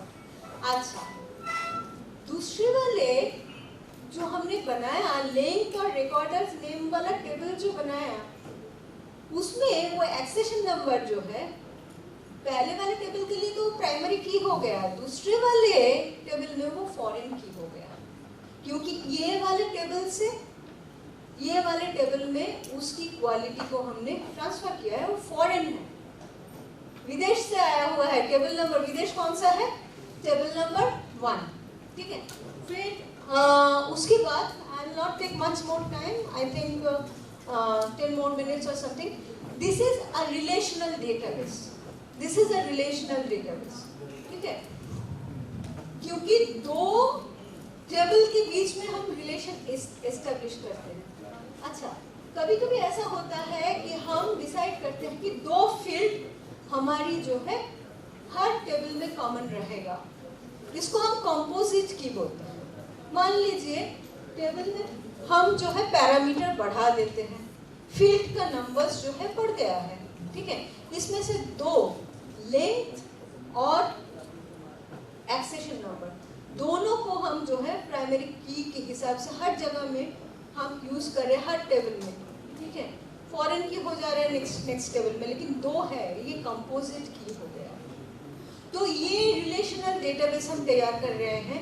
और भी टाइप की डेटाबेस है, जैसे कि हायरार्किकल डेटाबेस, जहाँ पे एक ही पेरेंट है, एक बाप है, उनका 4 बच्चे हैं, लड़का 4 लड़की है, ठीक है। बाप तो हो गया आपका parent node. Archaeological survey of India के अंडर में 37-38 सर्कल्स हैं, ठीक है। इसके अलावा साइंस ब्रांच है। तो archaeological survey of India headquarters जो है आपकी पेरेंट नोड हो गए हैं और सर्कल्स हो गए एक टाइप की डेटा, ब्रांच दूसरे टाइप की डेटा, साइंस ब्रांच तीसरे टाइप की डेटा, ठीक है। वो चाइल्ड नोड हो गए। इसके बीच में आप नेटवर्क मोड भी हो सकता है, जैसे मान लीजिए आप एक कॉलेज है, जिस कॉलेज में हिस्ट्री डिपार्टमेंट में professor Prabhas Sahu ji head of the department है, जो हिस्ट्री डिपार्टमेंट में क्लास लेते हैं, ठीक है। पॉलिटिकल साइंस डिपार्टमेंट में भी वो जाते हैं एंड प्री इंडिपेंडेंट इंडिया में आर्कियोलॉजिकल इन्वेस्टिगेशंस की हिस्ट्री पढ़ाते हैं और उसकी पॉलिटिक्स पढ़ाते हैं, ठीक है। तो प्रभास साहू जी यहाँ पे क्या कर रहे हैं? वो हायरार्किकल में नहीं जा रहे हैं, वो हायरार्किकल में नहीं है, वो क्या है फिर? Network database. और एक है ऑब्जेक्ट ओरिएंटेड डेटाबेस, जिसमें एक्चुअली नेक्स्ट प्लीज, नेक्स्ट, इसमें क्या है, आपकी बहुत सारे डिफरेंट काइंड्स ऑफ डेटा आपकी एक ही साथ एक डेटाबेस में है। जैसे कि मान लीजिए गाना, कोई न्यूमेरिकल वैल्यू, ठीक है, कोई मूवी, सभी एक डेटाबेस में है। अच्छा, गूगल अर्थ जब आप खोलते हैं, गूगल का आपने ये किया है, खोला है, ठीक है, गूगल में मैप का डेटा मिल रहा है। उसके अलावा गूगल में आपको 360 डिग्री व्यू भी मिलता है और उसके अलावा उसमें डिफरेंट फोटोग्राफ्स भी मिलता है, ठीक है। डिफरेंट जगह के लिए डिफरेंट कलर मिलता है। किस टाइप की डेटा है? सब एक टाइप की डेटा है? अलग अलग डेटा है। कोई डेटा आपको दिखाया जा रहा है, कोई डेटा आपको नहीं दिखाया जा रहा है। इसके लिए जो है एक ये ऑब्जेक्ट ओरिएंटेड डेटाबेस है। डिफरेंट टाइप के ऑब्जेक्ट एक डेटाबेस में जुड़ा हुआ है। इसमें बहुत इम्पोर्टेंट कुछ आइडिया है, इनकैप्सुलेशन, पॉलीमॉर्फिज्म, ये सारी चीज जो है इसकी बहुत इम्पोर्टेंट डेटा है। अच्छा, इनकैप्सुलेशन होता क्या है? सबको अभी एक ये सब मिला है ना, बैग मिला है रजिस्ट्रेशन करने के बाद, हाँ? इसके अंदर क्या है किसको मालूम है? किसी को मालूम है? जो जानते नहीं है किसको मालूम? इसके अंदर क्या है? ये सब बैग में क्या है? ओपन करने के बाद मिलेगा। जब तक ओपन नहीं कर रहे हो तब तक नहीं मिलेगा। That is encapsulation. डेटा जो है आपसे ढका गया है। जबकि गूगल अर्थ वाले जो है वो एक एनकैप्सुलेटेड डेटा है। आपकी एनकैप्सुलेटेड है क्योंकि हर चीज आपको नहीं दिखाया जा रहा है। आप ओवर कर रहे हो किसी इसमें तो क्लिक कर रहे हो, उसके बाद डेटा हाइड नहीं हो रहा है। देखिए, आप जब एंटिक्विटी को आप डॉक्यूमेंट करते हो, एंटिक्विटी के जो मार्क होते हैं, आइडेंटिफिकेशन मार्क, जो कि चोरों के लिए बहुत प्रॉब्लम क्रिएट कर सकता है। 2 जगह में एंटिक्विटी जो है डॉक्यूमेंट हुआ है, हाँ, और वो 2 जगह से वो एंटिक्विटी चोरी हो गया है। लोगों ने नकल बनाया, हाँ, और बना के जो है उसको भारी कीमत में बेचने की स्मगलिंग मार्केट में कोशिश कर रहा है। लेकिन आपने क्या किया था, उसकी जो डॉक्यूमेंटेशन करने के वक्त में उसकी जो स्पेशल एक मार्क है, आइडेंटिफिकेशन मार्क, उस मार्क को भी आपने डॉक्यूमेंट किया था। चोरों को मालूम नहीं था तो उसने जो एंटिक्विटी बनाया उस पे वो मार्क उन लोगों ने नहीं रखा। तो आप एंटिक्विटी को, जाली एंटिक्विटी को आप आइडेंटिफाई कर सकते हैं कि नहीं कर सकते हैं? कर सकते हैं। तो इसके बेसिस पे, लेकिन ये चीज़ हम डेटाबेस में दिखाएंगे नहीं, इसको ढक के रखेंगे। लेकिन डेटाबेस एडमिनिस्ट्रेटर्स जो है उनके पास ये ओपन है, वो उनको देख सकते हैं। This is not actually hiding, this is encapsulation. And इसके अलावा पॉलीमॉर्फिज्म भी है। पॉलीमॉर्फिज्म के साथ एनकैप्सुलेशन रिलेटेड है बहुत। पॉलीमॉर्फिज्म मतलब ये जब आप गूगल अर्थ की एक पिक्सल को देख रहे हो, गूगल अर्थ की इमेज को, गूगल इमेज की एक पिक्सल को देख रहे हो, पिक्सल का सिर्फ कलर आपको नजर में आ रहा है, लेकिन पिक्सल का वो कहाँ पे लोकेटेड है, उसके अंदर ये डेटा है ना। वो उस कलर इसीलिए वो कैरी कर रहा है। हिमालय अंचल का जो कलर है गूगल इमेजेस में और समुंदर की कलर दोनों एक नहीं है, क्योंकि उसके अंदर डाटा भरा हुआ है। तुमको ब्लू दिखाना है भाई क्योंकि तुम्हारी जो लैंडस्केप में जो तुम्हारी एलिवेशन है, तुम्हारी एलिवेशन यहाँ पे 0 है, इसीलिए तुमको ब्लू दिखाना है। और इसमें जो है इसकी एलिवेशन है 8000 मीटर, तो इसको जो है इस कलर में दिखाना है। ये इनकॉर्पोरेटेड है, ये पॉलीमॉर्फिज्म उसमें एक्चुअली जुड़ा हुआ है। एक ही चीज है, पिक्सल एक ही व्यक्ति है, किसी के अम्मा, किसी की बीवी, किसी की डॉटर। आदमी में व्यक्ति तो एक ही है, इंडिविजुअल है, एक ही पिक्सल है। ये पॉलीमॉर्फिज्म है। ये ऑब्जेक्ट ओरिएंटेड डेटाबेस के लिए बहुत ही इंपॉर्टेंट है और हमारे लिए भी है। बाकी सारी चीज़ के लिए मैं नहीं आ रही हूँ, फील्ड रिकॉर्ड वगैरह ये सब चीज़ बोला गया है। नेक्स्ट ये बोला गया है ऑलरेडी। OAPs क्या है, object oriented databases, hierarchical etcetera. Next please.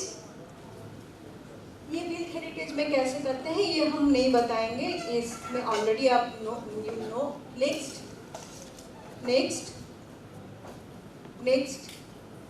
अच्छा, इसमें जो है हम डॉक्यूमेंटेशन में बहुत ये करते हैं, गलतियां करते हैं कि एंटिक्विटी कौन सा एंटिक्विटी है, कौन सा एंटिक्विटी नहीं है, कौन सा BHS है, कौन सा BHS है। इसमें दोनों 100 ईयर्स ओल्ड। कौन सा BHS है? रामचंद्र लक्ष्मी नारायण। ये है नागालैंड की एक दुकान, और ये कोई जयपुर उस साइड की है। ये भी शायद बहुत 100 ईयर्स ओल्ड है, बहुत 100 ईयर्स ओल्ड है। ठीक है, तो इसमें कौन सा BHS है, बिल्ड हेरिटेज एंड साइट्स है। उसी तरीके से आप लोगों को सोचना है एंटिक्विटी कौन सा है। ठीक है, 100 ईयर्स हो जाएगा तो हर चीज़ एंटिक्विटी के हिसाब से आप दर्ज नहीं कर सकते हो, तो उस हिसाब से लाइम प्लास्टर वगैरह भी आप तो एंटिक्विटी में डाल दोगे। हाँ, उस हिसाब से तो हज़ारों चीज़ जो है रेड वेयर पॉटरी आप एंटिक्विटी में डाल दोगे। है क्या? नहीं है। इसीलिए हम बोलने के लिए मजबूर है, क्योंकि ये हज़ारों तादाद में मिलता है, उसमें कोई स्पेशलिटी नहीं है। जिसमें राइट हैंड साइड वाले में this is unique in architecture, both of them are 100 years old, more than 100 years old. आगे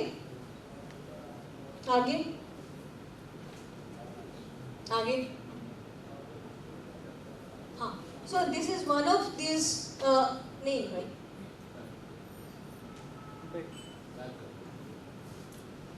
so यही है लास्ट। मैं और आगे नहीं बोलना चाहती हूँ। बेनिफिट क्या है, आप लोग सब लोग काफ़ी एडवांस्ड इसमें हो, तो इसीलिए जो है हमें बोलने की ज़रूरत नहीं है। कितना आप मैं already crossed my time limit, तो ये क्योंकि मैं 10 मिनट्स लेट शुरू किया, that is an excuse.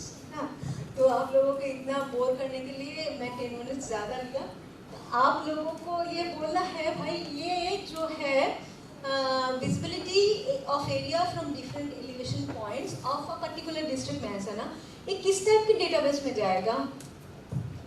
Visibility studies होता है ना भाई, हम लोग बोल देते हैं कि भाई ये वाला पर्टिकुलर साइट चुना गया था क्योंकि यहाँ से जो है सारे जो है एनिमी सबको बैटेलियन ये सब इन लोग लड़ाई के मामले में, उसका कोई साइंटिफिक स्टडी हम लोग करते हैं? अपनी मर्जी से बोल देते हैं भाई ये बहुत लोकेशनली बहुत ऊंचा जगह में।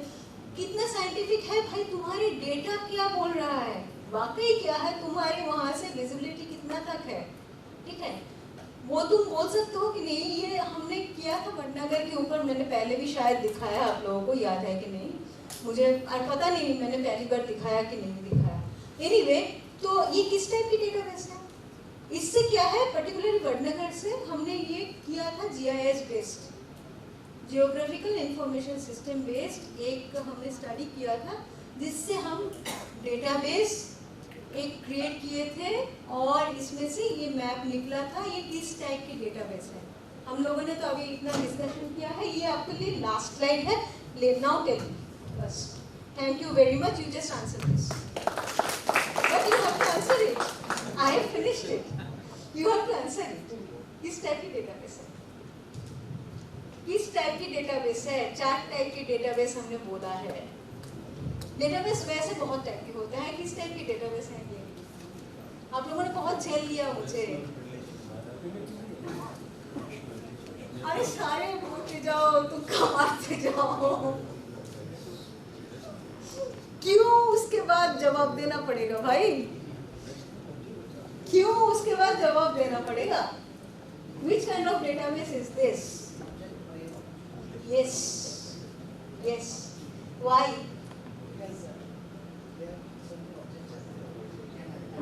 What objects are there? Yes.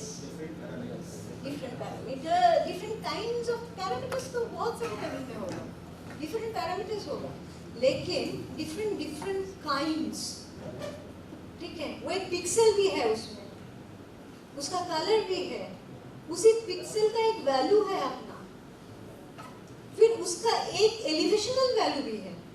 तो यही था मेरा विनम्र निवेदन आप लोगों के सामने, ठीक है? बहुत बोर कर लिया, थैंक यू वेरी मच।